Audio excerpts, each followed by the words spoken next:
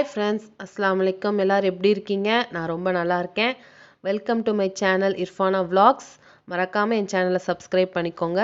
So இன்றைக்கி என்ன பார்க்க போகிறோம் அப்படின்னா, எனக்கு ஒரு பிரியாணி ஆர்டர் வந்திருக்கு. அதை நான் எப்படி எல்லாம் போய் வாங்கி எப்படி கரெக்ட் டைமுக்கு செஞ்சு கொடுக்க போகிறேன் அப்படின்றது தான் வந்து இன்றைக்கி பார்க்கலாம் வாங்க. ஃபஸ்ட்டு வந்து டைம் அரவுண்ட் ஒரு 6:30 இருக்கும் மார்னிங். போய் ஃபஸ்ட்டு வெஜிடபிள்ஸ்லாம் வந்து வாங்கிட்டு வந்துட்டேன். வாங்கிட்டு வந்துட்டு பார்த்தீங்கன்னா ஃபஸ்ட்டு எல்லாம் உரிச்சு வச்சுட்டேன். கட் பண்ணல, உரிச்சு மட்டும் ஃபஸ்ட்டு வச்சுட்டேன். பிரியாணிக்கு மட்டும் கட் பண்ணி வச்சுட்டேன்.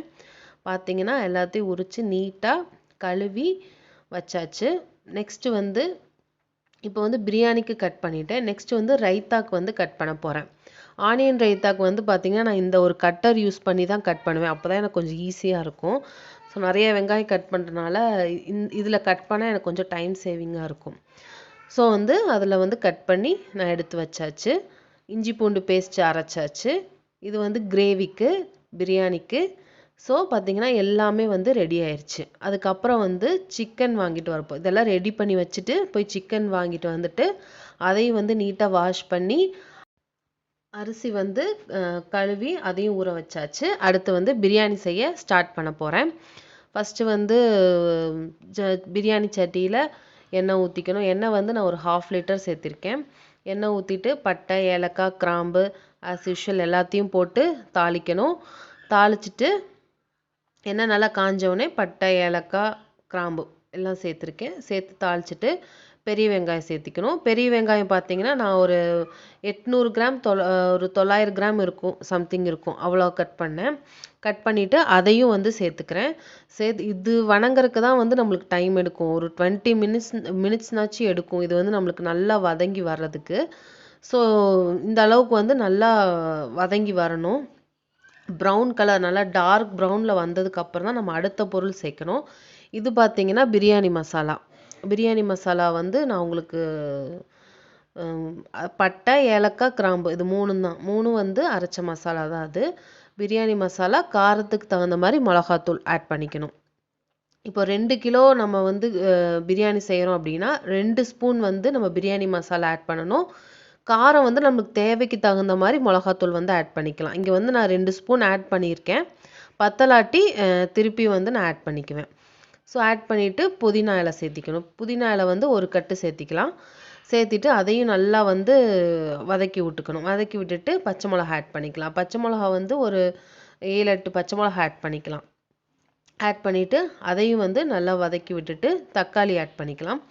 தக்காளி பார்த்தீங்கன்னா நான் ஒரு 1/2 கிலோ தக்காளி ஆட் பண்ணியிருக்கேன். நல்லா நான் சில பேர் வந்து கட் பண்ணி ஆட் பண்ணுவாங்க. அது வந்து தக்காளியாக இருக்கும் அங்கங்கே. நம்ம இந்த மாதிரி அரைச்சி ஆட் பண்ணிக்கிட்டோம்னா நம்மளுக்கு வந்து நல்லாயிருக்கும். ஸோ அதையும் வந்து அரைச்சி ஆட் பண்ணியாச்சு. மல்லி வந்து ஒரு கட்டு பெரிய கட்டாக நம்ம வந்து யூஸ் பண்ணணும். அதில் பாதி வந்து இப்போ முக்கால்வாசி இப்போ போட்டுடலாம். போட்டுட்டு அதையும் நல்லா வந்து வதக்கிக்கணும். போட்டு கொஞ்ச நேரம் அப்படியே வதக்கிட்டே இருக்கணும். வதக்கினதுக்கப்புறம் பார்த்திங்கன்னா இந்த அளவுக்கு நம்ம வந்து வதக்கிட்டோம். வதக்கினதுக்கப்புறம் பார்த்திங்கன்னா தயிர் வந்து ஆட் பண்ணுவோம். தயிர் எவ்வளோ ஆட் பண்ணுவோம் அப்படின்னா ஒரு 1/4 லிட்டர் வந்து ஆட் பண்ணால் கரெக்டாக இருக்கும். இப்போ பார்த்திங்கன்னா பேக்கெட் தயிர் தான் நான் வந்து பிரியாணிக்கெலாம் யூஸ் பண்ணுவேன். ஒரு 1/4 லிட்டர் வந்து நம்ம ஊற்றிக்கலாம். ஸோ இந்த பிரியாணி வந்து நான் யாருக்காக செஞ்சு கொடுக்க போகிறேன் அப்படின்னா எங்கள் அம்மாக்காக தான். எங்கள் அம்மா வந்து ஸ்கூல் டீச்சர். அவங்க டீச்சர்ஸ் எல்லாம் சேர்ந்து என்கிட்ட வந்து ஆர்டர் கொடுத்துருக்காங்க. ஸோ வந்து நான் அவங்களுக்கு தான் வந்து செஞ்சு தரப்போகிறேன். இப்போ அடுத்து நம்ம என்ன ஆட் பண்ணுறோன்னா இஞ்சி பூண்டு பேஸ்ட்டு. இஞ்சி பூண்டு பேஸ்ட் அளவு பார்த்திங்கன்னா பூண்டு வந்து 300 கிராம் சேர்த்திருக்கேன். இஞ்சி வந்து 200 கிராம் சேர்த்து நல்லா ஃபைனாக வந்து பேஸ்ட் பண்ணி வச்சுருக்கேன். இப்போ அதை தான் வந்து ஆட் பண்ணியிருக்கேன். ஸோ இப்போ வந்து இஞ்சி பூண்டு பேஸ்ட்டையும் சேர்த்து நல்லா நம்ம வந்து வதக்கி விட்டாச்சு. அதுக்கப்புறம் வந்து உப்பு ஆட் பண்ணிக்கணும். இந்த உப்போட அளவு தான் நான் உங்களுக்கு லாஸ்ட்டாக சொல்கிறேன். ஏன்னா நிறைய பேர் வந்து உப்பு எவ்வளோ எக்ஸாக்டாக போடுறோம் அப்படின்றத இது வரைக்கும் நான் பார்த்ததில்ல சொல்லி. ஆனால் நான் உங்களுக்கு கண்டிப்பாக சொல்கிறேன். வீடியோ வந்து ஸ்கிப் பண்ணாமல் பாருங்கள். இப்போ வந்து எனக்கு மிளகாத்தூள் வந்து காரம் கம்மியாக இருக்க மாதிரி தெரிஞ்சனால நான் ஒரு ஸ்பூன் வந்து ஆட் பண்ணுறேன். ஆட் பண்ணிவிட்டு நல்லா வந்து வதக்கி விட்டாச்சு. அடுத்து வந்து சிக்கன் ஆட் பண்ண போகிறேன். சிக்கன் வந்து 2 கிலோ பிரியாணி அரிசிக்கு 2 கிலோ சிக்கன் வந்து நான் இங்கே ஆட் பண்ணிகிட்ருக்கேன். ஸோ சிக்கனும் வந்து ஆட் பண்ணி முடிச்சாச்சு. ஆட் பண்ணிவிட்டு நல்லா வந்து மிக்ஸ் பண்ணி விடணும். நல்லா ஒரு 5 மினிட்ஸ் வந்து நல்லா நம்ம வந்து கரண்டி வச்சு நல்லா கலந்து விட்டுட்டே இருக்கணும். கலந்து விட்டுட்டு க்ளோஸ் பண்ணி வச்சிடலாம். க்ளோஸ் பண்ணிவிட்டு ஒரு 15 மினிட்ஸ் கழித்து எடுத்து பார்த்தா இப்படி இருக்கும். எண்ணெய்லாம் நல்லா பிரிஞ்சு வந்து கொஞ்சம் தண்ணியெலாம் நல்லா விட்டுருக்கும். பார்த்தீங்கன்னா இந்த ஸ்டேஜில் வந்து இப்போ நான் முந்திரி பேஸ்ட்டு வந்து ஆட் பண்ணியிருக்கேன். இது வந்து ஆப்ஷனல் தான். இது உங்களுக்கு வேணும்னா வந்து நீங்கள் ஆட் பண்ணிக்கலாம், இல்லாட்டி நீங்கள் அதை வந்து ஸ்கிப் பண்ணிக்கலாம். முந்திரி பேஸ்ட்டும் ஆட் பண்ணிட்டேன். ஒரு 10 முந்திரி கிட்ட வந்து நான் ஊற வச்சுட்டு அதை வந்து பேஸ்ட் மாதிரி அரைச்சி நான் வந்து ஆட் பண்ணியிருக்கேன். அது வந்து ஆப்ஷனல் தான். ஸோ அதையும் வந்து ஆட் பண்ணிவிட்டு மறுபடியும் மூடி வச்சு ஒரு 5 மினிட்ஸ் கழிச்சு எடுத்திங்கன்னா இந்த அளவுக்கு வந்து நம்மளுக்கு தண்ணி விட்டுருக்கும். ஸோ இதையும் வந்து நம்ம கால்குலேட் பண்ணிக்கணும் பிரியாணிக்கு வந்து தண்ணி அளவு ஊற்றுறப்போ.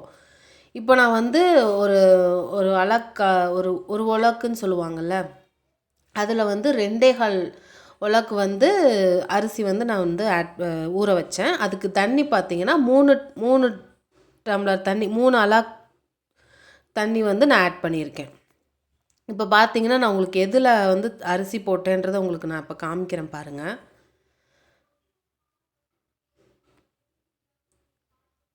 தண்ணி ஊற்றியாச்சு. ஊற்றி நல்லா வந்து கலந்து விட்டுறணும்.